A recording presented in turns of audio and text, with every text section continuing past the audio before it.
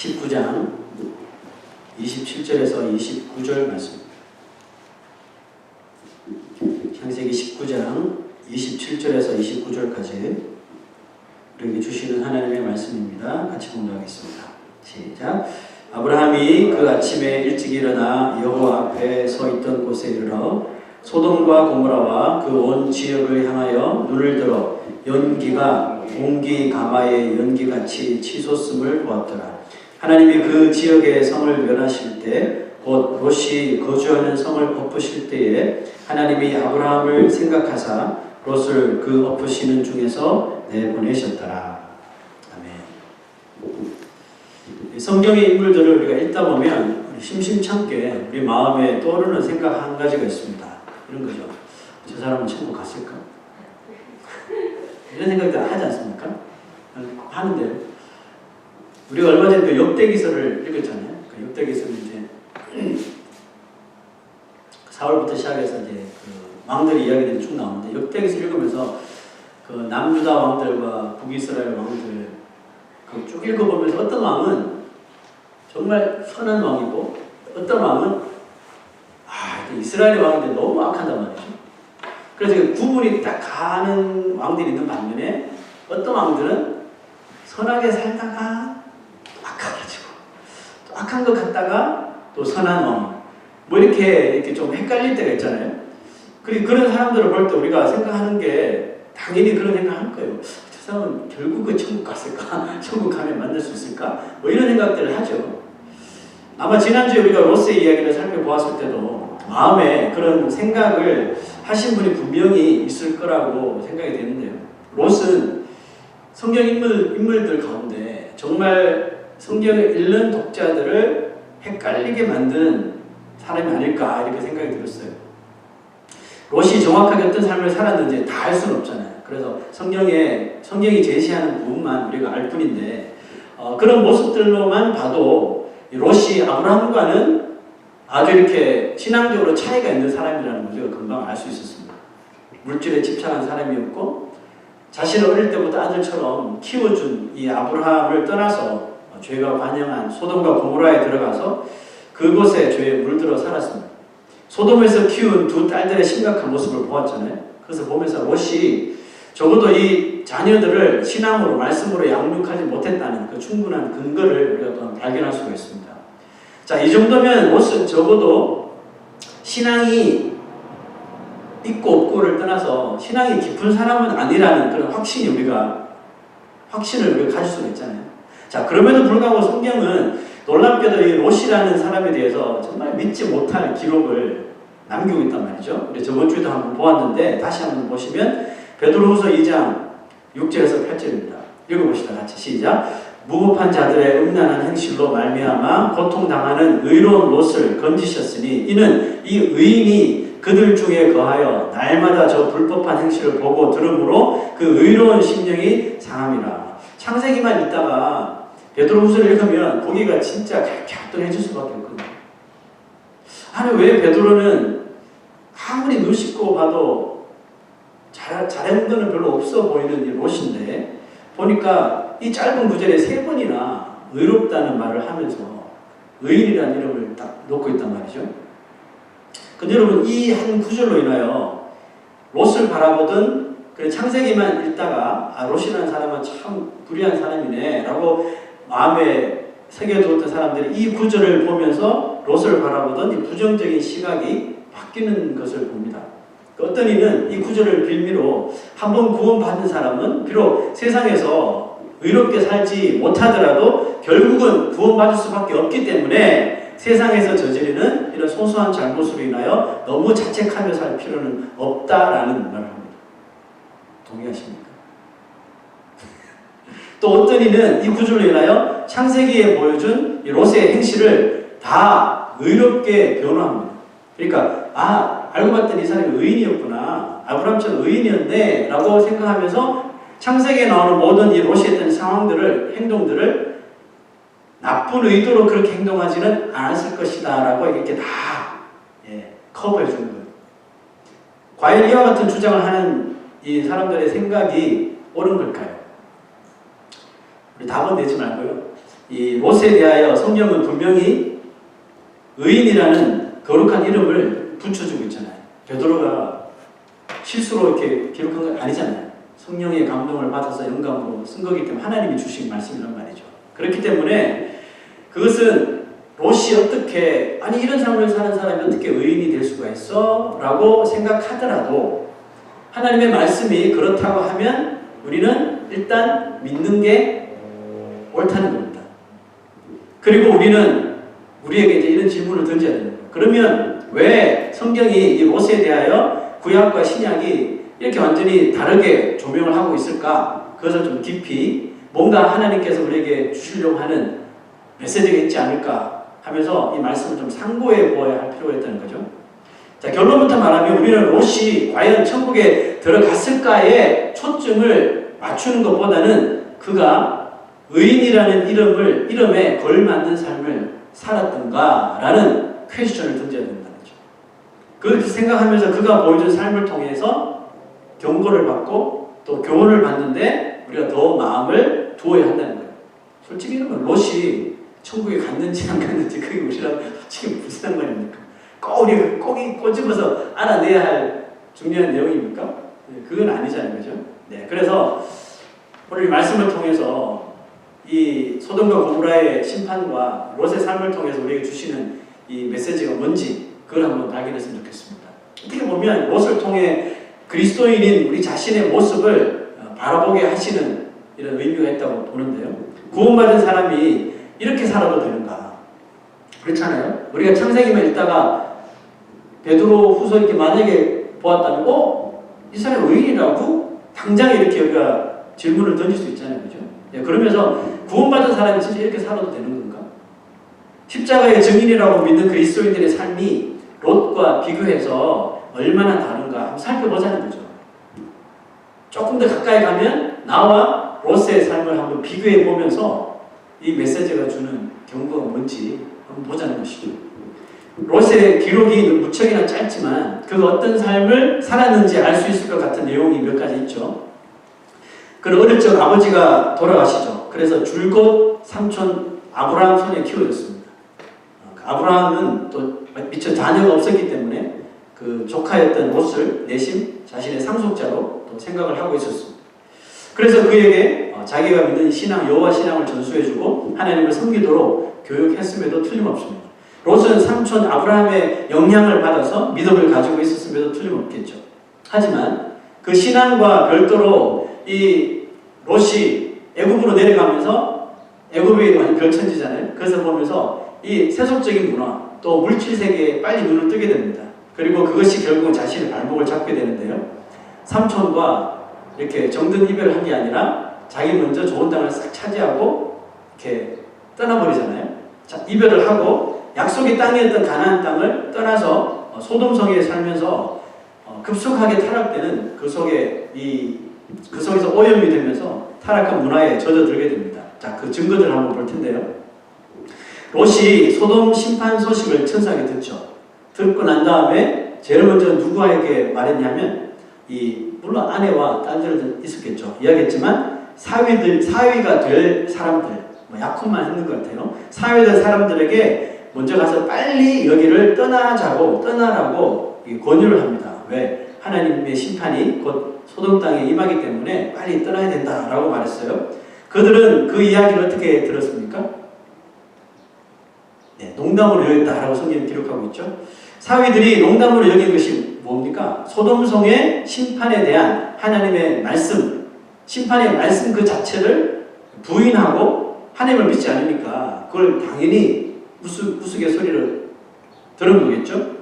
그러나 그것과 함께 우리가 한 걸음 더 나아가서 눈여겨보아야 할 부분이 있는데 그게 뭐냐면 사위들이 생각하는 장인어른 롯에 대한 모습. 이런 생각을 해봤는데 롯이 만약에 평소에 하나님을 잘 섬기고 또 믿고 비록 소돔에 살고 있었지만 그 땅에서 일어나는 이런 죄에 대하여서 아주 민감하게 그 사위가 될 사람들에게 이런 일을 절대로 따르면 안 되고 이것은 멈춰야 되고 이렇게 다 간섭하면서 죄 짓는 것들을 이렇게 못하도록 막으면서 의롭게 만약에 삶을 살았다면 사위들은 아마 한 번 정도는 롯이 지금 말하는 여호와의 심판에 대해서 한 번 정도는 고려했을 것 같아요. 그렇죠? 그렇지만 전혀 고려하지 않고 그 말을 듣자마자 농담으로 여겼다는 사실을 보면서 우리가 무엇을 추론할 수가 있습니까? 예, 적어도 롯이 소돔 땅에 살면서 사위들한테 좋은 믿음의 본이 되지 못했다는 거죠. 그래서 롯의 심각한 이 하나님의 심판의 말인데도 세상 말로 씨알도 먹히지 않더라는 거죠.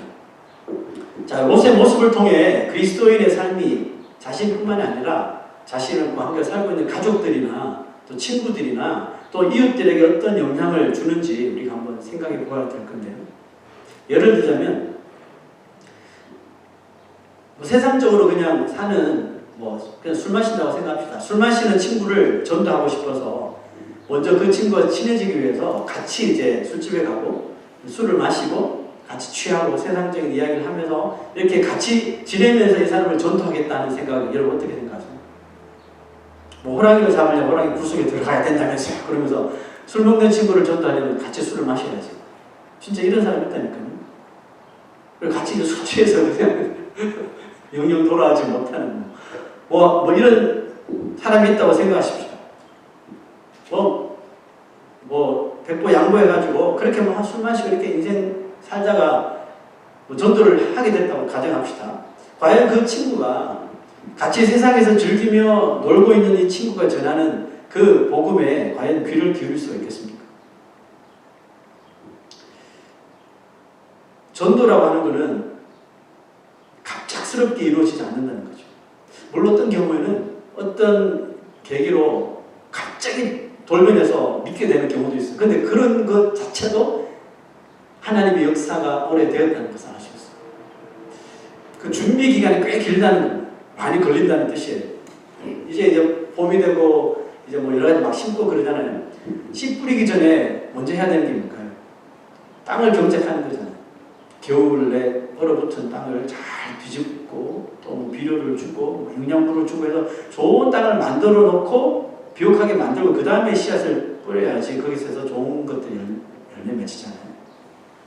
아마 한두 번 농사 지어 보신 분은 다 동의하실 텐데요. 이 씨를 뿌리는 것보다 씨 뿌리기 전에 땅을 경작하는 일이 훨씬 힘들죠. 그것 때문에 안 하려고 하는 사람들 많잖아요. 그냥 화분에 몇 개 심는 거야 조금 그래도 덜하겠지만 진짜 땅을 막 파서 거기다가 뭘 심는다 하면 힘든 거거든요. 훨씬 힘들 뿐만 아니라 훨씬 오래 걸린다는 뜻이죠. 저 말은 땅이 준비가 되지 않으면 아무리 좋은 씨앗을 가지고 와서 뿌린다고 해도 그것의 열매가 잘 맺히지 않는다는 뜻이겠죠. 자, 여러분 롯이 보여준 또 다른 문제는 뭐냐 하면 천사들을 그러니까 나그네들이죠. 천사들을 빨리 내보내라고 막 아우성치는 그 동생 연애자들에게 이 롯이 무엇을 제안했습니까? 나에게 두 딸이 있으니 이 두 딸을 내보내려고 했잖아요. 아마 저번 주 성경 본문 이 부분을 읽으면서 도대체 이게 무슨 소린가 라고 의아해하셨을 분도 아마 계셨을 것 같은데 어떤 주석에 보면 이렇게 설명합니다. 그 소돔성에 있는 사람들은 동성애만 하는 사람들이라는 걸 롯이 알았기 때문에 이 딸들을 그 남자들한테 내어보내도 그들이 아무 짓도 안 할 것이라는 것을 알았기 때문에 두 딸을 내보내려고 했다라고 기록을 하더라고요. 여러분 어떻게 생각하세요? 여러분들한테 물어보면 답이 안 나와요. 누구한테 물어봐야 하냐면 롯의 딸들한테 물어봐야 됩니다. 그죠? 여기 롯의 두 딸이 앉아있다면 그때 심정이 어땠습니까? 그러면 뭐라고 이야기할까요? 여러분들 만약에 롯의 두 딸들이라면 여러분들의 아버지가 그렇게 만약에 제안을 했다면 여러분 어떻게 할 거예요? 이삭처럼 죽으면 죽으리라 아버지의 뜻이 다 맞으면 이렇게 순종하실 거예요? 아니죠. 예, 말이 안 되는 거죠. 롯의 두 딸들은 분명히 이 아버지의 말에 화들짝 놀랐을 거예요. 이게 정말 아버지로 삶 아닌가? 나 주워 왔나? 예, 이러면서 우리 도대체 누구의 딸인가? 우리가 저 나그네들보다 못한 존재인가? 이러면서 어떻게 보면 좀 심하게 이야기하면 그 아버지에게 좀 환멸이 느껴졌을 것 같아요. 내가 만약에 그 딸이라면 진짜 환멸이 느껴졌을 것 같아요. 그러고 보니까 이 두 딸이 나중에 산속에서 저지른 그 근친상간이 어쩌면 자신들을 그렇게 대우했던 아버지에 대한 그런 혐오감에서 일부러 저지른 것이 아닐까라는 아주 무척 안타까운 생각이 들기도 했어요. 물론 그게 아니기를 바라지만 그런 생각까지 들 정도라는 거죠. 자, 롯이 이제 사위들이나 아니면 그 소돔 있는 사람들에게 인정받지 못한 그 신앙인으로서 인정받지 못하는 모습을 보았고 또 딸들에게도조차도 그 인정받지 못하는 모습을 보는데 또 한 가지 이 롯이 불신앙의 삶을 살고 있었다는 것이 증명되는 한 가지 단서가 또 있는데요. 롯은 천사를 통해서 어디로 도망가라는 이야기를 들었습니까? 산으로 도망가라고 이야기했잖아요. 그런데 그 말을 듣자마자 롯이 떠날 차별을 하지 않고 그 자리에서 못 갑니다. 그죠? 반대를 했단 말이죠. 왜 반대를 했을까요? 거기까지 가다가는 중간에 죽을 수도 있다. 이런 자기 혼자만의 생각을 한 거예요. 여러분 롯의 반대를 이해하십니까? 뭐 그럴 만도 하지 않을까? 라고 생각할 수도 있는데 아닙니다. 그것은 하나님의 명령을 불신하는 행동이에요. 왜냐? 하나님이 어디로 가라 하시면 거기까지 안전을 보장하시는 거예요? 안 하는 거예요? 거기까지 분명히 안전을 보장하죠. 안전도 보장 안 하신 하나님이 거기까지 갈래라고 말할 이유가 없잖아요. 그죠? 그런데도 불구하고 이 롯은 인간적인 계산을 하는 거죠. 인간적으로 보고 믿지 못하는 거죠. 뭐 나이가 들었든지 아니면 몸이 조금 허약해서 거기 가다가 지체할 것 같고 그래서 불심판을 당할 것 같으니까 가까운 섬으로 가고 싶다. 이런 변명을 해줄지도 모르겠지만 엄연한 하나님의 명령에 대한 불순종이거든요. 그래서 롯이 선택한 땅이 어디입니까? 먼 산이 아니라 바로 소돔 곁에 있는 소알이라는 땅을 택했죠. 근데 여러분 소알이 어떤 땅인지 성경은 이렇게 기록하고 있는데요. 한번 보시죠. 자, 창세기 10장 10절은 우리가 이미 보았지만 이 아브라함과 롯이 이제 나눠질 때 아브라함이 먼저 땅을 차지하라고 양보를 하잖아요. 그래서 롯이 이렇게 먼저 딱 이렇게 훑어보고 보았던 그 소돔의 땅을 이렇게 설명하고 있는 거예요. 롯이 멀리 바라보니 요단 온 들판이 소알에 이르기까지 물이 넉넉한 것이 마치 주님의 동산과도 같고 애굽, 이집트 땅과도 같았다. 자, 여러분 소알은 소돔의 일부입니다. 그러니까 아시겠죠? 무슨 감이 오죠? 롯은 소돔이 멸망하니 소알이라도 가서 지금까지의 삶을 계속 좀 더 익스텐드 하고 싶은 마음이 있었어요? 없었어요? 있다는 것입니다. 그렇지 않더라도 롯이 선택한 것은 어려운 길이에요? 쉬운 길이에요? 쉬운 길이죠. 예수님 말씀하신 좁은 길이 아닌 넓은 길을 지금 원하고 있는 거예요. 하나님이 이 길이라고 말씀하시면 믿는 자는 어떻게 해야 돼요? 입 다물고 가야 하는 거죠. 내가 약해서 주님 힘들 것 같아요. 상관하지 마세요. 우리는 약하지만 하나님은 강하시거든요. 하면 우리는 무지하지만 하나님은 지혜로우시잖아요. 그죠? 우리는 무능력하지만 하나님은 능력이 있으신 전능하신 하나님이시잖아요. 그러니까 하나님께서 길을 여시면 그냥 입 닫고 가는 거예요. 광야로 가라고 하시면 광야에 뭐가 음식이 없든지 물이 없든지 가면 되는 거예요. 가면 하나님께서 반석을 쳐셔서 물을 내시고 메추라기를 통해서 먹을 거 주시고 씹을 거 없다면 메추라기 보내주시고 먹을 거 없으면 만나 내려주시고 다 하신다니까요. 가면 광야 같은 길이라도 하나님이 가라고 하신 길이라면 그냥 가는 거예요. 일단. 그런데 우리는 그렇게 못하죠. 자꾸 롯처럼 새길로 빠지죠. 아, 주님 여기보다 여기가 나은 것 같아요. 하나님께서 조금 이렇게 열이 좀 받으셨을 것 같아요. 그래서 얘 그냥 소돔에 내버려 둘까? 아브라함이 그렇게 기도했잖아요. 그래서 픽업한 거잖아요. 안 가려는 거 억지로 손 잡아 끌고 나가는 거 아닙니까? 하나님은 우리가 약하고 뭔가를 결정하는데 참 부족하고 또 심하게 말하면 결정하는데 좀 장애가 있다는 걸 하나님께서 아셔요.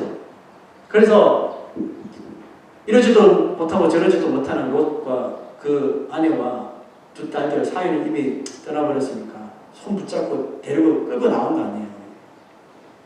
저번에 금요일 우리 예배 때 이 말씀을 우리가 묵상했었는데 시편 25편 12절 여호와를 경외하는 자 누구냐? 자, 여호와를 경외하는 자에게 주시는 축복이 이거라고 했습니다. 그가 택할 길을 그에게 가르치십니다. 우리가 참 선택을 못 하잖아요. 이게 하나님 뜻이 무엇인지 모르겠다고 막 갈팡질팡할 때 있잖아요. 근데 그럼에도 불구하고 하나님을 경외하고 하나님을 끝까지 의심 없이 트러스트하는 자에게는 우리가 택할 그 길을 하나님께서 가르쳐 주시는 거죠. 이게 하나님께서 주시는 복이라는 겁니다. 그러니 하나님의 말씀으로 이끄실 때 그냥 그 말씀에 이끌려서 가면 된다는 겁니다. 아주 간단하죠. 롯의 아내처럼 말씀을 의심하면 뭐가 돼요? 소금 기둥이 된다니까요. 이 땅에 소금 기둥이 돼서 발 한 발짝도 움직이지 못하게 여기에 그냥 발목을 잡히는 거예요. 이 멸망할 세상에 발목을 잡히는 거예요. 하지만 나의 판단을 내려놓고 성령의 음성을 따라가기만 하면 우리는 가야 할 목적지 천국 본향에 무사히 도착할 줄로 믿습니다. 예수를 믿게 된 사람들은 이 세상에 여전히 거하고 있지만, 발붙이고 있지만 영적으로는 이미 소돔과 고모라처럼 멸망당할 이 세상, 영적으로 보면 이 멸망당할 도시를 이미 떠난 사람이라는 것을 아십니까? 무슨 의미냐면 우리가 이 타락하고 이 심판받아 마땅할 이 땅에 살고 있지만 우리의 마음 속에는 뭐가 있어요? 이미 하나님의 나라가 임했다는 겁니다. 그죠? 몸은 아직 여기 발붙이고 있지만 우리의 모든 이 생활 스타일이나 생각하는 모든 그 디렉션이 뭐와 연결되어 있어요? 내 마음에 있는 하나님의 나라와 다 연결이 되어 있다는 뜻입니다. 그래서 예수님을 진심으로 믿는 사람들은 뭘 합니까? 이 죄악된 세상에서 살면서 죄가 뭔지 빨리빨리 찾아내는 거예요. 그죠? 예전에 몰랐는데 예수님 믿고 난 다음부터는 그냥 눈에 다 보이는 거예요. 이게 죄네. 그래, 죄에서 자꾸 떠나려고 그러고. 저기 가면 죄랑 섞일 것 같대. 그러면 거기서 일부러 떨어져 나오고. 왜 이런 현상이 일어나냐 하면 우리의 마음에 하나님의 나라가 이미 임했기 때문입니다. 아직 우리가 가시적으로 하나님의 나라에 가지는 않았지만 이미 우리 마음에 임재해 있는 예수님이 다스리신 하나님 나라의 시민이기 때문에 하나님 나라의 시민으로 보는 시각으로 죄와 선을 다 구별해내는 겁니다. 여러분들 믿으십니까? 네. 왜냐하면 우리가 멸망당할 이 세상에 평생 동안 사는 거 아니지 않습니까? 철로역정이라는 이야기책이 있죠. 존 버년이 하나님께서 주신 그 꿈을 통해서 기록한 이 이야기인데 영화로도 많이 나오고 책으로도 많이 나왔죠. 이 말씀은 이야기는 뭐냐 하면 어떤 사람이 말씀을 발견합니다. 그죠? 말씀으로 변화받아서 구원을 받은 신자가 천국까지 가는 그런 모든 여정을 이 소설로 이렇게 이야기해 놓은 건데요. 그 책에 보면 이 주인공 믿음 씨가 처음에 성경을 읽자마자 변화된 행동이 있었는데 그게 뭐냐 하면 곧바로 심판받아 마땅할 그 멸망의 도시를 떠나는 걸로부터 시작합니다.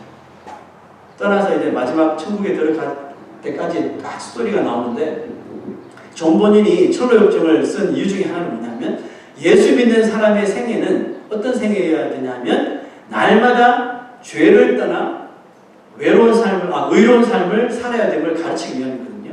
자, 그러면 우리가 에지슨에 살다 보니까 메터첸도 있지만 또 어디 있나요? 브리츠월드도 있고 사무엘슨도 있고 스테인 우리 꽤 많네요. 그죠? 스테인 아일랜드도 있고 여기서 살다 보니까 여기 너무 죄가 많은 것 같아. 그러면 죄 없는 도시로 이사 가자 해서 이사 가자는 뜻입니까? 이사 가라는 뜻인가요? 그런 뜻이 아니잖아요. 철로역정의 내용은 뭐냐 하면 비록 그 사람이 믿음실한 사람이 말씀을 발견하고 구원받은 자가 죄의 도시를 떠난다는 것으로 계속 가시적으로 시각적으로 보여주지만 결국은 우리 인생에 살아가면서 우리 이 세상에 살아가면서 내가 지금 발붙이고 있는 이곳에서도 하나님의 나라가 이미 우리 마음에 있기 때문에 무엇이 죄인지 선인지 잘 구분하면서 죄에서 멀어지라는 그런 뜻으로 매일매일 죄와 친하지 말고 죄와 짝하지 말고 죄와 멀리 떨어져 살아라는 의미로 우리 그리스도인의 삶을 말해주는 거거든요. 그러므로 여러분 예수 믿는다고 이제 마음대로 살아도 천국 간다는 아니란 생각을 버리라는 뜻이죠. 자, 여러분 잘 생각하셔야 됩니다. 물론 우리가 한번 예수 믿고 구원받으면 그것으로 끝이죠. 설사 우리가 예수 믿고 구원받고 또 어떤 죄를 짓더라도 우리가 구원받는 것에 대해서는 변함이 분명히 없어요. 우리의 이름이 하나님의 생명책에 일단 이름이 딱 기록이 되면 절대로 여기서 지워지지 않는다는 뜻입니다. 자, 그렇다면 무슨 뜻일까요? 예수 믿는다고 이제 마음대로 살아도 천국 간다는 이런 안일한 생각을 버리라는 이 뜻은, 이 말은 무슨 뜻일까요? 성경은 분명히 말하고 있어요. 어떤 나무가 있으면 이 나무가 진짜 그 나무인지는 뭘 보아야 한다고요? 열매를 봐야지 이 사람이 그 나무인지 알 수 있다는 거죠. 내가 정말 생명나무라면 내 삶 속에 생명의 열매가 내 삶 속에 맺히고 있는지 그걸 봐야지 확인이 된다는 뜻이겠죠. 여러분, 교회를 아무리 오래 다녀도 그 사람의 삶이 말씀에 의해서 전혀 요만큼도 눈꽃만큼도 영향을 받지 못한다면 그 사람의 영혼은 아직 의롭다함을 받지 못했을 것입니다. 왜냐하면 우리가 구원받았다는 증거가 결국은 죄와 선을 구별하고 분별한다는 데 있거든요. 그럼에도 불구하고 말씀은 이렇게 이 죄라고 말하는데도 불구하고 거기에 전혀 내가 영향을 요만큼도 받지 못한다면 그 사람은 진짜 예수를 믿든지 안 믿든지 확신할 수 없다는 뜻이 됩니다. 하지만 죄를 짓더라도 금방 그것이 말씀을 보니까 또 성령께서 내 마음에서 계속 이렇게 경고하시고 찌르는 것을 보니까 이것이 죄라는 것을 금방 깨닫게 되고 또 깨달을 뿐만 아니라 무릎 꿇고 하나님 앞에 회개하는 사람이라면 적어도 그 사람은 구원받은 사람이 맞다는 뜻입니다. 그러므로 롯과 같은 이야기를 보면서 우리는 강하게 나 자신의 삶에 경고를 받아야 된다는 뜻이에요. 그리고 담대하게 죄의 삶을 의의 삶으로 날마다 변화시켜 나가야 한다는 말씀. 소돔과 고모라의 멸망 소식을 듣자마자 하나님께 매달리던 사람이 아브라함이죠. 아브라함이 그렇게 중보에 기도했었는데 애석하게도 아브라함이 그토록 하나님 앞에 기도했지만 소돔과 고모라는 그가 말한 대로 의인 10명이 모자라서 의인 10명이 없어서 불과 유황의 심판을 당하고 말았습니다. 아브라함은 멀리서 그 멸망의 흔적들을 이제 바라보게 되는데요. 자, 말씀을 보시죠. 아브라함이 그 아침에 일찍 일어나 여호와의 앞에 서 있던 곳 어디입니까? 여호와 앞에서 심판의 소식을 듣고 이제 50명 40원 막 이렇게 딜하던 그 자리입니다. 거기서 여호와 앞에 서 있던 곳에 이르러 소돔과 고모라와 그 온 지역을 향하여 눈을 들어 연기가 옹기 가마에 연기같이 치솟음을 보았더라. 무슨 뜻이에요? 소돔과 고모라가 멸망했다, 심판당했다는 것을 눈으로 보게 된 거예요. 그때 아브라함의 심정이 어땠을까요? 네. 지금 이 시간만 해도 조카 롯의 생사를 아직 몰라요. 롯이 죽었는지 살았는지 전혀 알 수 없는 그런 상황입니다. 소돔과 고모라는 또 결국 원치 않았지만 심판을 당하고 말할 거예요. 제 생각에 아브라함의 마음은 정말 한편으로는 아주 괴로웠을 것 같아요. 또 한편으로는 아주 마음이 무거웠을 것 같아요. 자기가 더 기도하지 못한 것에 대한 그런 후회감 때문에 마음이 아주 무거웠을 것 같은데, 자, 그렇다면 그 자리에서 아브라함이 소돔과 고모라의 멸망을 보고 만약 결심을 했다면 무슨 결심을 했을 것 같습니까? 저 두 가지 결심을 했을 것 같아요. 첫째는 하나님의 심판이 분명히 온다는 것과 두 번째는 어떻게든 하나님의 심판만큼은 피해야 된다. 이 두 가지를 생각했을 것 같아요. 그리고 지금보다 더 경건한 삶을 살고 가족과 자녀들의 자신과 관련되어 있는 모든 사람들의 경건의 삶을 업그레이드 시키면서 더 그들의 삶을 영적으로 강화시키지 않았을까라는 생각을 해봅니다. 자, 여러분, 롯의 이야기가 다 끝날 때까지도 성경이 왜 그를 의인으로 부르고 있는지에 대한 답을 미안하지만 찾지 못한 것 같아요. 그죠? 하지만 우리가 잊어버리지 말아야 분명 한 가지 사실이 있는데, 그것은 하나님이 누군가를 구원하시기로 작정하시고 그를 의인으로 칭하셨다면 거기에 대해서 우리 인생이 왈가불가할 입장은 아니라는 겁니다. 자, 로마서 9장에 보면 이런 말씀이 있는데요. 바이블 탐하면서 읽으셨죠? 이 사람아, 네가 누구이기에 감히 하나님께 반문하느냐? 지음을 받은 물건이 지은 자에게 어찌 나를 이같이 만들었느냐 말하겠느냐? 토기장이가 진흙 한 덩이로 하나는 귀 쓸 그릇을 하나는 천이 쓸 그릇을 만들 고난이 없느냐? 쉽게 이야기하면 리모컨 컨트롤이 내가 만들었는데 얘가 날 보고는 나를 왜 리모컨 컨트롤을 만들었어요? 이렇게 묻는 거랑 마찬가지예요. 무슨 뜻이에요? 말이 안 된다는 뜻이겠죠. 롯이 딸들과의 근친 상관을 통해 두 민족이 생깁니다. 하나는 모압이라는 민족이고 하나는 베남이라고 부르는 암몬 이 민족이 생기는데, 우리 구약성경을 보다 보면 모압, 암몬 나오면 다 뭐하는 민족입니까? 이스라엘과 피 터지도록 싸웁니다. 그죠? 괴롭히고 원수 같은 민족이죠. 그런데 여러분, 예수님의 족보를 거슬러 올라가다 보면 누가 나오냐면 보아스라는 사람이 나옵니다. 보아스의 아내가 누구냐면 롯과 이름이 참 비슷한데 룻이라는 여자가 나와요. 룻이 어디 출신이냐면 모압의 출신입니다. 그 시어머니 나오미가 모압 땅으로 가서 얻은 며느리들 있잖아요.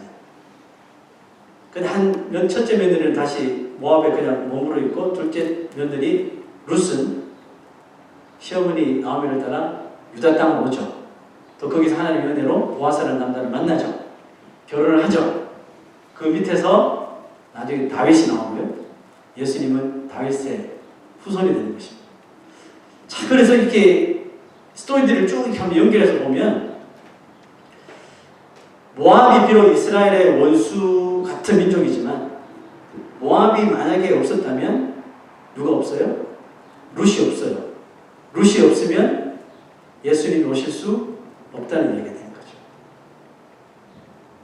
이해하십니까? 이게 하나님의 구속사라니까요. 과연 우리가 롯이 의인이라고 하신 말씀을 비난할 수 있는 입장과 처지가 되는지를 먼저 곰곰이 생각해 보자는 뜻입니다. 아마 올바른 신앙을 가진 사람이라면 비난하기보다는 창세기에서 좀 비난했다 손치더라도 베드로후서의 말씀을 딱 보자마자 마음과 태도가 바뀔 수 있다는 거죠. 비난보다는 오히려 하나님의 그 구속하시는 그 구속 역사에 머리가 숙연해질 줄로 생각됩니다. 하나님은 우리가 손가락질하는 죄인을 통해서도 하나님의 구속사를 열심히 이어나가실 수 있다는 것이죠.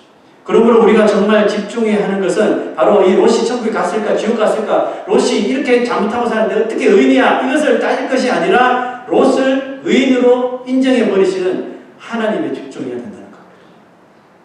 그 하나님이 나 같은 죄인도 예수 믿도록 하셔서 죄인인 저를 의인으로 불러주셨다는 거 아닙니까? 한 가지 은혜도 족한데, 부스러기 같은 은혜도 족한데 만 가지 은혜를 우리에게 허락하여 주셨잖아요. 그 만 가지 은혜를 받았음에도 불구하고 우리는 여전히 이 롯이 보여준 죄의 고리를 우리도 끊어내지 못하고 여기저기 세상의 것들에 기웃기웃하며 살고 있지 않습니까? 소돔을 완전히 벗어나라고 했더니 그저 소알 근처에 가서 또 이렇게 깔짝깔짝되고, 이 세속의 맛을 끊어버리지 못하고 계속해서 우왕좌왕하며 죄에 연결되어서 살아가고 있지 않습니까? 그런 삶을 살아가고 있는 우리가 롯에 대해서 우리가 불평을 하고, 왜 하나님 이런 사람을 의인이라고 말하냐, 불공평하다고 말할 여러분 우리가 처지가 되냐는 겁니다. 우리는 소돔과 고모라의 심판과 또 롯의 의롭지 못한 행실을 보면서 그것을 내 인생의 경고로 삼아야 됩니다. 경고로 삼고 경건한 삶을 위해서 다짐하며 아브라함처럼요, 우리도 저렇게 멸망당할 수 있어, 정신 차리고 자녀들 교육 다시 시키고 나 자신의 신앙 다시 업그레이드 하자라고 오늘부터 가정예배 다시 시작 그러면서 막 했을 거 아니에요? 그것처럼 이 롯의 삶을 보면서 구원받은 자가 이렇게 살면 안 되지, 경고를 통해서 우리의 삶을, 영적인 믿음의 삶을 다시 재점검하면서 또 경건의 삶을 위해서 매진하는 삶을 하루하루 살아내야 한다는 뜻입니다. 자, 오늘 마지막 구절에 이런 말씀 있죠. 하나님이 그 지역의 성을 멸하실 때, 곧 롯이 거주하는 성을 엎으실 때에 하나님이 아브라함을 생각하사 롯을 그 엎으시는 중에서 내보내셨더라. 제가 얼마 전에 remember 하면서 제가 설교를 했었죠. 하나님이 아브라함을 그 엄청난 순간에 생각하셨다는 거죠. 여러분, 성도된 자의 사명과 의무는 뭡니까? 멸망당해 마땅한 이 세상이지만, 멸망당해 마땅해야 할 영혼들이지만, 아브라함처럼 하나님의 그 만 가지 은혜를 입고 보니까 내가 해야 할 일은 나 혼자 잘 먹고 잘 사는 것이 아니라 나 혼자 잘 믿어 천국 갈 것이 아니라 내 주위에 여전히 헐벗고 굶주린 영적으로 메말라지고 있고 죽어가고 있는 영혼들을 한 사람이라도 더 바라보면서 그 민족을 위해서 그 영혼들을 위해서 그들을 마음에 품고 중보 기도하는 것이 성도된 자들, 구원받은 자들의 사명이라는 뜻입니다. 하나님이 아브라함을 생각하사 롯을 구해주셨잖아요. 다윗을 생각하사 솔로몬을 불쌍히 여겨주셨잖아요. 솔로몬이 정말 말년에 1000명의 아내를 거느리고 그들이 가져온 우상들 다 산당 지어주고 하면서 막 우상 숭배가 막 불처럼 일어났잖아요. 하나님이 단칼에 솔로몬 칠 수 있었는데 다윗 때문에, 제 말이 아니라 성경에 그렇게 기록하죠. 너 아버지 다윗 때문에 너 대에는 나를 쫓기지 않겠다 이렇게 말하잖아요. 그 패스한 거예요, 솔로몬 시대에.